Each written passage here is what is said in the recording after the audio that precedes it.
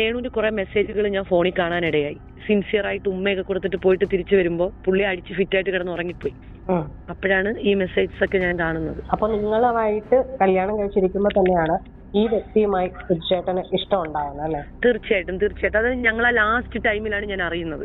അല്ല, അപ്പം നിങ്ങൾ കരുതുന്ന ഒരു മെസ്സേജിലൂടെ മാത്രമുള്ള ഒരു ബന്ധമാണെന്നായിരുന്നോ, അതോ അതിൽ അല്ല അവർ തമ്മിൽ കാണുന്നു എന്നൊക്കെ ഉണ്ടായിരുന്നു അതില്. അവർ തമ്മിൽ കാണുന്നുണ്ട്.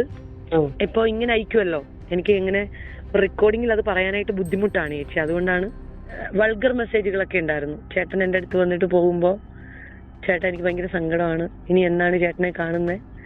അപ്പൊ പുള്ളി പറയുന്നു, എനിക്കങ്ങനെ എപ്പോഴും ഒന്നും വരാനൊക്കൂല. അപ്പൊ നിങ്ങൾ ചോദിച്ചില്ലേ ഈ പെൺകുട്ടി? ചോദിച്ചു സുജി അടിക്കുകയൊക്കെ ചെയ്തു. ഞാൻ ചോദിച്ചു. ആ ടൈമിലാണ് കോമഡി ഫെസ്റ്റിവലില് ഇവര് വിന്നറാകുന്നത്. വിന്നറായിട്ട് ഒരു സാംസന്റെ ആ ടൈമിൽ ഇറങ്ങിയ ഒരു ഫോണാണ് പുള്ളി മേടിച്ചത്. കുറച്ച് നല്ല കാശുള്ള ഒരു ഫോണാണത് ആയിരുന്നു.